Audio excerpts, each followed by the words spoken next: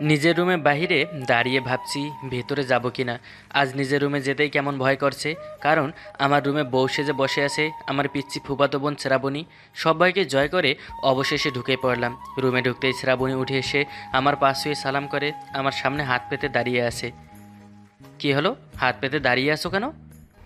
বারে, তোমাকে সালাম করলাম, সালামি দিবে না? আজও সালামি দিতে হবে তোকে? দিতে তো হবেই। এখন আমি তোমার বউ বলে যে সালামি মাফ হবে এটা ভেবো না। এটা নতুন কিছু নয়, রোজই শ্রাবণী আমাকে সালাম করে, সালামির নাম করে আমার পকেট ফাঁকা করে।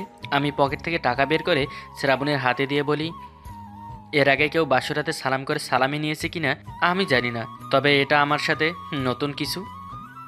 শ্রাবণী খিলখিল করে হাসতে হাসতে বলে, আমি ওয়ান পিস, বুঝতে হবে তো। হ্যাঁ সেটা আমি জানি। এই তোর লজ্জা করেনি এইটুকু একটা মেয়ে বিয়ে করতে বললেও আর নাচতে নাচতে রাজি হয়ে গেলি? আমি মোটেও এইটুকু না, আমার বয়স এখন 15, বুঝলে? আমার বয়স কত তুই জানিস? জানবো না কেন, 25। আমি তোর কত বছরের বড় বলতো? বলবো না যতক্ষণ আমাকে তুমি করে না বলবে। ইস আচ্ছে, পারবো না আমি তুমি করে বলতে। আমি কিন্তু এখন শ্বশুর আব্বুকে ডেকে বলবো তুমি আমাকে মেরেছো। এই আমি তোকে কখন মারলাম? তুই আজ তো একটা মিথ্যাবাদী। তুমি করে বলবে না? আমি এখন শ্বশুর আব্বুকে ডাকবো, বলো। এই না না, আব্বুকে ডাকতে হবে না, বলবো। তাহলে এখন মিষ্টি করে আমাকে তুমি বলে ডাকো। আচ্ছা এবার বলো, আমি তোমার কত বছরের বড়? মাত্র 10 বছরের বড় তুমি। এইটুকু একটা মেয়ে তুমি, বিয়ের কি বোঝো? আমি এত করে বললাম আব্বুকে বল, আব্বুকে বল তুই আমাকে বিয়ে করবি না, কেন শুনলি না আমার কথা? শ্রাবণী এসে আমাকে জড়িয়ে ধরে আমার বুকে মাথা রেখে বলে, কারণ আমি তোমাকে ভালোবাসি। আর বিয়ে মানে হলো একটা ছেলে আর একটা মেয়ে সারা জীবনের জন্য একে অপরের সাথে পবিত্র বন্ধনে বাঁধা পড়া, সুখে দুঃখে একে অপরের পাশে থাকা, আর বর তার বউকে আদর করা। এই স্যার আমাকে, বড্ড পেকে গেছিস তুই। আমি শ্রাবণীকে সারাতে গেলে ও আমাকে আরও শক্ত করে জড়িয়ে ধরে বিছানায় শুয়ে পড়ে। আমি নিচে আর ও আমার ওপরে। শ্রাবণী ধীরে ধীরে ওর মুখটা আমার মুখের সামনে আনতেই আমি বলি, দেখ শ্রাবণী, তুই এখনো পিচ্ছি, আর এসব করার বয়স তোর হয়নি। বয়স হয়েছে কিনা সেটা এক্ষুনি বোঝাচ্ছি, আমার কথা গুলুমুলু স্বামী। বলেই ওর গোলাপি ঠোঁট জোড়া দিয়ে আমার ঠোঁট বন্ধ করে দেয়। 3 মিনিট পর আমাকে ছাড়তেই আমি বড় বড় নিঃশ্বাস নিতে থাকি। শ্রাবণী বলে, কি এবার বলো আমার বয়স হয়েছে কিনা? এই তুই কি আমাকে আজই মেরে ফেলতে চাস? এমন কেন বলছো আমার প্রাণের স্বামী? এই এসব নামে আমাকে ডাকবি না। কেন স্বামী, তোমার বুঝি ভালো লাগে না? আমি কিন্তু এখন সত্যি সত্যি তোকে মারবো। আমি তো কবেই আমি তো সেই কবেই মরে গেছি তোমার মাঝে রনি। এখন আমাকে আদর করো। দেখো শ্রাবণী, তুমি এখনো অনেক ছোট, আর একটু বড় হও, তারপর সব হবে। ঠিক আছে, তাই হবে। এখন আমাকে তোমার বুকে নিয়ে শক্ত করে জড়িয়ে ধরে ঘুম পাড়িয়ে দাও। পিসিটা এমন আবদার করে, ওর মায়াবী চাহনি দেখে আমি আর না করতে পারি না। শ্রাবণীকে বুকি নিয়ে ঘুমিয়ে পড়ি। দেখছেন, সেই কখন থেকে বউয়ের সাথে কথা বলছি আর আপনাদের পরিচয় দিতেই ভুলে গেছি। রেগে যাবেন না, বুঝতেই পারছেন ফাজিল একটা বউ আমার সুযোগই দিচ্ছিল না, এখন দিচ্ছি। আমি রনি, এমবিএ শেষ করে আব্বুর অফিসে কিছুদিন আগে এমডির পদে যোগ দিয়েছি।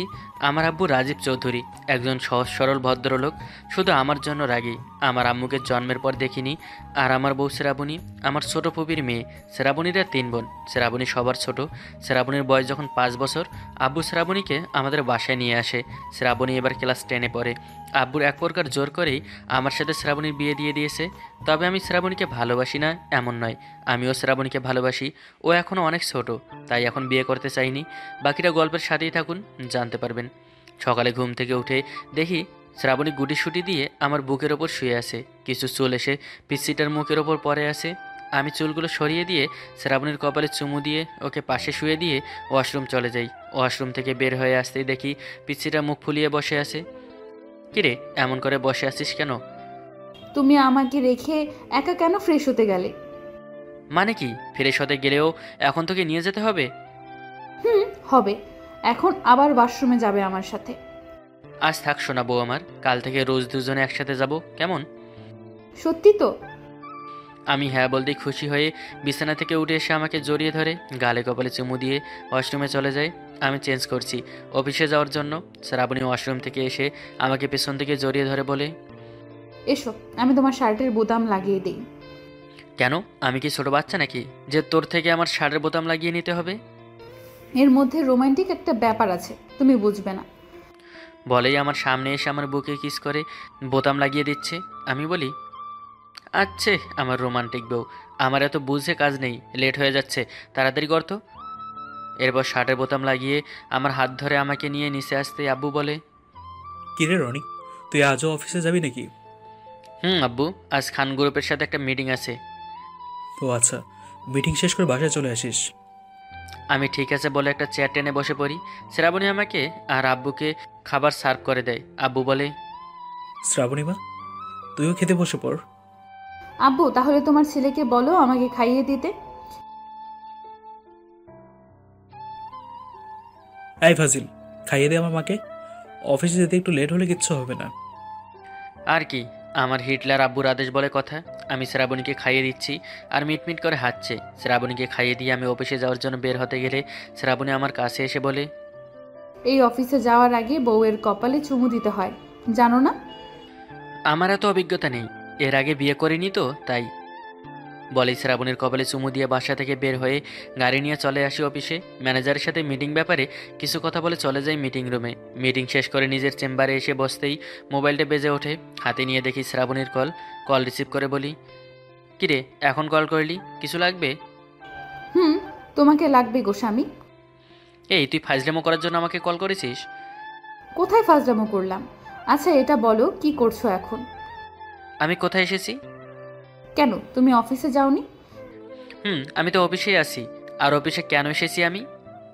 কেন আবার? কাজ করতে। তাহলে এখন আমাকে কাজ করতে দে। বাসায় সারাক্ষণ জ্বালিয়ে তোর হয় না, আবার এখন শুরু করলি? কল রাখ। কুত্তা, শয়তান, বান্দর, হনুমান, আমাকে বকা হচ্ছে। তুমি বাসায় আসো, আমি আব্বুর কাছে বিচার দেব। তাই কর গিয়ে, আমার কাজ আছে। কল কেটে দিয়েই আমি নিজের কাজে মন দেই। কাজ করতে করতে অফিস টাইম শেষ হয়ে যায়। অফিস থেকে বের হয়ে গাড়ি নিয়ে চলে আসি বাসায়। বাসায় এসে দেখি শ্রাবণী আব্বুর পাশে মন খারাপ করে বসে আছে।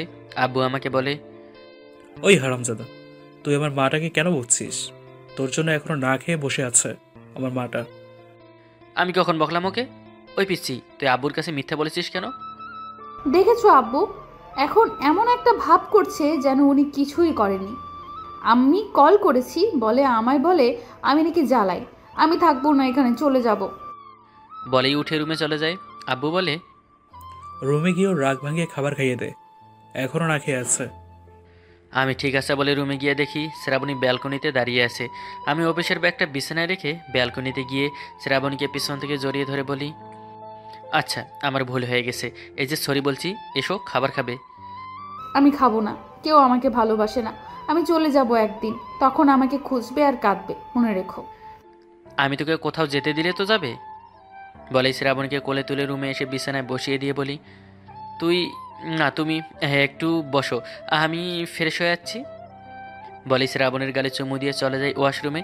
ফ্রেশ হয়ে শ্রাবণীকে নিয়ে নিচে গিয়ে খাবার খেয়ে আবার রুমে চলে আসি। হঠাৎ শ্রাবণী বলে, হঠাৎ এত ভালো হয়ে গেলে কেন? এর পেছনে নিশ্চয়ই কোনো কাহিনী আছে। কি কাহিনী বলো? আমি শ্রাবণীর কোলে শুয়ে কোমর জড়িয়ে ধরে বলি, কোনো কাহিনী নেই। তুমি যখন বললে তুমি আমাকে ছেড়ে চলে যাবে, আমার বুকের ভেতরে শূন্যতায় ভরে গেছে। তুমি চলে গেলে আমি থাকবো কি করে? প্রেম শুধুই ভুল, মানের নাই কুল। তুমি বোঝো শুধু ভুল, যা করে বেকুল। থাকো যদি পাশে, বুকটা ভরে সুখ ভরে। আমি শুধুই চাই তোমাকে, কিন্তু তোমাকে বলতে পারি না আর বোঝাতেও পারি না। রনির কথা শুনে আমার আর বুঝতে বাকি নেই রনিও আমাকে ভালোবাসে। একটু পর বুঝতে পারি রনি কান্না করছে। আমি রনিকে টেনে তুলে দেখি ওর চোখ থেকে পানি পড়ছে। আমি রনির চোখের পানি মুছে দিয়ে ওকে জড়িয়ে ধরে বলি, আই পাগল, কান্না করছো কেন? আমি তো এমনিই বলেছি চলে যাব। তোমাকে ছেড়ে যাবার জন্য আমি কি তোমাকে বিয়ে করেছি? সারা জীবন তোমার হয়ে তোমার পাশে থাকবো বলে তোমাকে বিয়ে করেছি। সাধ্য আছে যতদিন তোমায় নিয়েই যেন বাঁচি। পৃথিবীর সব সুখ আমি এনে দেব হাতের কাছে। আর প্রম নয়, ভুল। আমি তোমাকে ভুল বুঝিনি। আমিও যে চাই শুধুই তোমাকে। আর কখনো আমাকে ছেড়ে যাওয়ার কথা বলো না শ্রাবণী, তাহলে আমি মরে যাব। আর কখনো বলবো না রনি। তোমার বুকে মাথা রেখে শেষ নিঃশ্বাসটুকু নিতে চাই। দুজন দুজনকে শক্ত করে জড়িয়ে ধরি। কিছু সময় এভাবে থেকে আমি শ্রাবণীকে জড়িয়ে কপালে চুমু দিয়ে ওর দুগালে হাত রেখে বলি, মনে মনে ভালোবাসি, মুখে বলতে পারি না। কাছে যেতে কত থাকি তুমি দেখেও বোঝো না। ভালোবাসি কত তোমায়, জানে আমার এই হৃদয়। তুমি যা ভালো লাগা, তুমি আমার পরিচয়। আমার এই মনে সারাটাক্ষণ শুধু তোমারই ভাবনা। আমার পরাণের পাখি তুমি, দিও না কখনো ফাঁকি। তোমায় সারা বাঁচবো না আমি। আমার জীবনে মরণে এমনকি স্বপ্নেও তোমাকে চাই, শাসনে বারণেও তোমাকে ভুলে না আমার এই মন। আমিও এমনই তোমার মতো নিজেকে চেয়েছি সাজাতে তোমার ছায়ায়। ঘুরতে যাবে আজকে? চলো, তার আগে একটু চুমু দাও আগে। আমি মুচকি হেসে শ্রাবণীর গালে চুমু দিতেই শ্রাবণী বলে, এই, আমি কি ছোট বাচ্চা যে গালে চুমু দিচ্ছ? এখানে দাও। শ্রাবণী ওর ঠোঁট দেখিয়ে বলে। আমি মুচকি এসে শ্রাবণীর ঠোঁটে আমার ঠোঁট মিশিয়ে দেই। 2 মিনিট পর ছেড়ে দিতেই পিচ্চিটা লজ্জা পেয়ে আমার বুকে মুখ লুকায়। একটু পর দুজনে রেডি হয়ে নিচে আসতে আব্বু বলে, কিরে, কোথাও যাচ্ছিস নাকি তোরা? একটু বাইরে যাচ্ছে আব্বু, ফিরতে লেট হবে, তুমি চিন্তা করো না। সাবধানে যাস, আর আমার মায়ের খেয়াল রাখিস। ঠিক আছে। এই বলে শ্রাবণীকে নিয়ে বাইরে এসে গাড়িতে উঠতে গেলে শ্রাবণী বলে, সব সময় তো গাড়িতেই যাও, আজ চলো রিক্সা নিয়ে ঘুরবো। ফিরতে অনেক রাত হবে, তখন গাড়ি পাবো না তো। সমস্যা নেই, দুজনে হেঁটে আসবো। আর কি, পিসি বউয়ের আবদার বলে কথা। একটা রিক্সা নিয়ে প্রথমে চলে আসি পার্কে, বসে দুজনে গল্প করছি। শ্রাবণী বলে, এই, আমি আইসক্রিম খাবো। আচ্ছা তুমি বসো, আমি নিয়ে যাচ্ছি। বলেই দুটো স্ট্রবেরি ফ্লেভারের আইসক্রিম নিয়ে এসে দুজনে খেতে থাকি। আরও কিছু সময় দুজনে পার্কে বসে থেকে চলে যাই নদীর পাড়ে। বসে আসি, হঠাৎ শ্রাবণী উঠে আমার হাত ধরে নদীর পানিতে নেমে লাফালাফি করছে। আমি পিচ্ছিটার মুখে হাসি দেখে আরও কিছু বলতে চেয়েও পারি না। বেশ কিছু সময় নদীর পানিতে লাফিয়ে শ্রাবণীকে নিয়ে চলে আসি একটা শপিং মলে। দুজনে 2টা ড্রেস কিনে চেঞ্জ করে চলে আসি রেস্টুরেন্টে। খাবার খেয়ে বিল দিয়ে রাস্তায় হাঁটছি। রাত প্রায় 9টা। ল্যাম্পপোস্টের আলোয় দুজনের হাত ধরে হাঁটছি। হঠাৎ রাস্তার অন্য পাশে কিছু জোনাকি পোকা দেখে শ্রাবণী বলে, আমি জোনাকি পোকাগুলো ধরবো। বলেই এক দূরে রাস্তার ওপারে যেতে নিলে একটা মাইক্রোবাস এসে শ্রাবণীকে ধাক্কা দেয়। শ্রাবণী রাস্তার এক পাশে গিয়ে ছিটকে পড়ে। আমি শ্রাবণী বলে চিৎকার দিয়ে দৌড়ে ওর কাছে গিয়ে দেখি পুরো মুখে রক্ত লাল হয়ে গেছে। আমি শ্রাবণীর মাথাটা কোলে নিয়ে কান্না করতে বলি, এই শ্রাবণী, কথা বল না। এই, তুই কিন্তু আমাকে কথা দিয়েছিস, তুই আমাকে ছেড়ে কোথাও যাবি না। চোখ খোল না, দেখ, আমি তোর সাথে রাগ করবো না, প্রমিস। এই পিসি, ওঠ না। বলেই শ্রাবণীকে কোলে তুলে দৌড়াতে থাকি। দৌড়াতে দৌড়াতে হসপিটালে চলে আসি। ডক্টর শ্রাবণীর অবস্থা দেখে তাড়াতাড়ি অপারেশন থিয়েটারে নিয়ে যায়। আমি মোবাইল বের করে আব্বুকে আসতে বলি। আব্বু একটু পরে এসে আমাকে কিছু না বলে ঠাস করে আমার গালে থাপ্পড় মেরে বলে, তোকে বলেছিলাম না ওর খেয়াল রাখতে? যদি খেয়াল রাখতে না পারবি তো কেন নিয়ে বের হয়েছিলি? আমার মেয়ের যদি কিছু হয় আমি তোকে ছাড়বো না, মনে রাখিস কথাটা। আব্বু, সব দোষ আমার। আমি কেন শ্রাবণীকে নিয়ে বের হয়েছিলাম? কেন রাস্তায় ও যখন অন্য পাশে যাচ্ছিল আমি ওকে আটকালাম না? আব্বু, এই আব্বু, আমার শ্রাবণী কিছু হবে না তো? শ্রাবণীর কিছু হলে আমি বাঁচতে পারবো না। একটু পর ডক্টর এসে জানায় রক্তের প্রয়োজন। আমি বলি, ডক্টর, ওর আর আমার রক্তের গ্রুপ সেম ডক্টর, আমি রক্ত দিব। এরপর ডক্টর আমাকে নিয়ে 2 ব্যাগ রক্ত নেয়। আমি রক্ত দিয়ে এসে অপারেশন থিয়েটারের বাইরে মাথা নিচু করে বসে আছি। আব্বু পায়চারি করছে। একটু পর ডক্টর বের হয়ে আসলো। আব্বু আর আমি ডক্টরের কাছে যাই। আব্বু বলে, ডক্টর, আমার মেয়ে কেমন আছে? ভয়ের কিছু নেই তো? ডক্টর জানায় তারা এখনো কিছু বলতে পারছে না, 24 ঘন্টা না গেলে। একটু পর শ্রাবণীকে বেডে দেওয়া হয়। আব্বু আমাকে শ্রাবণীর কাছে যেতে দিচ্ছে না। এর মধ্যে কেটে যায় 20 ঘন্টা। শ্রাবণীর এখনো চেঞ্জ ফেরেনি। আমি আব্বুর কাছে গিয়ে আব্বুর পা জড়িয়ে ধরে কান্না করতে থাকি। বলি, আব্বু, শুধু একবার আমাকে শ্রাবণীর কাছে যেতে দাও। আমি এরপর আর কখনো শ্রাবণীর কাছে যাব না, অনেক দূরে চলে যাব আমি। প্লিজ আব্বু, শুধু একবার। ঠিক আছে, তবে 10 মিনিটের বেশি 1 সেকেন্ডও না। আমি ঠিক আছে বলে শ্রাবণীর কেবিনে ঢুকে দেখি আমার পিচ্চি বউটা শুয়ে আছে। গায়ে হসপিটালের আকাশি রঙের একটা ড্রেস পরানো, মুখে অক্সিজেন মাস্ক লাগানো।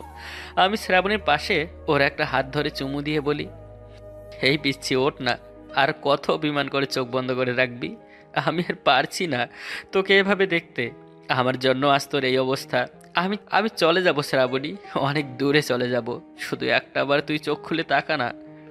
আরও বেশ কিছু সময় একা একা কথা বলে চলে আসতে নিলে শ্রাবণী বলে, এই যে মিস্টার বর, আমাকে একা রেখে চলে যাবে?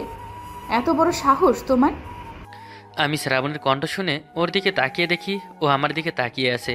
আমি দৌড়ে গিয়ে শ্রাবণীকে জড়িয়ে ধরে কান্না করতে করতে বলি, শ্রাবণী তুমি ভালো হয়ে গেছো? আব্বু, শ্রাবণীর সেন্স ফিরেছে। এই কি করছো? আস্তে, এটা হসপিটাল, এভাবে কেউ চিৎকার করে? আমার জন্যই তোর এই অবস্থা হয়েছে। আব্বু ঠিকই বলেছে, তোর সাথে থাকার আমার কোনো যোগ্যতা নেই। আমি চলেই যাব অনেক দূরে। বলেই উঠতে গেলেই শ্রাবণী বলে, আমাকে ছেড়ে চলে গেলে এবার কিন্তু সত্যি সত্যি মরে যাব আমি। আমি শ্রাবণীর কাছে এসে ওর মুখে হাত রেখে বলি, মরার কথা আর একবারও বলবি না। তোর কিছু হলে আমিও যে বাঁচবো না রে। তাহলে চলে যেতে চাইছো কেন আমাকে ছেড়ে? আমার তো এখনো তোমার আদর খাওয়াই হয়নি, এখনো তো আমাদের ঝন্টু মন্টু হওয়া বাকি। দুজন একসাথে হেসে দেই। একটু পর আব্বু রুমে এসে দেখে শ্রাবণীর সেন্স ফিরেছে। শ্রাবণীর সাথে কথা বলছে আব্বু। আমি পাশে মাথা নিচু করে দাঁড়িয়ে আসি। শ্রাবণী আব্বুকে বলে, আব্বু, রনির কোনো দোষ নেই। আমি দৌড়ে এক পাশ থেকে অন্য পাশে যেতে নিয়েছিলাম, ও বারণ করেছে, আমি শুনিনি। ওর তো উচিত ছিল তোর পাশে থাকা। ও কেন তোকে নিয়ে গেছে যদি খেয়াল রাখতে না পারে? তাই বলে তুমি আমার বরকে তাড়িয়ে দেবে? তুমি জানো না তোমার ছেলেকে ছাড়া আমি বাঁচতে পারবো না? ঠিক আছে, তোর জন্য এবারের মতো মাফ করে দিলাম রাস্কেলটাকে। বলেই আব্বু আমার দিকে রাগি লোকে তাকিয়ে চলে যায়। আমি শ্রাবণীর পাশে বসে ওর কপালে চুমু দিয়ে বলি, এবার সুস্থ হয়ে বাসায় চলো, পাকনামি শাস্তি ঠিকই পাবে। কি করবে আমার প্রাণের স্বামী? ঝন্টু মন্টুকে আনতে যা যা করতে হয়, আমার রোমান্টিক বউ। বলেই শ্রাবণীকে জড়িয়ে ধরি। এই যে কিসের জন্য অপেক্ষা করছেন? আমাদের এবার একা ছেড়ে দিন, অনেক কিছু বাকি এখনো।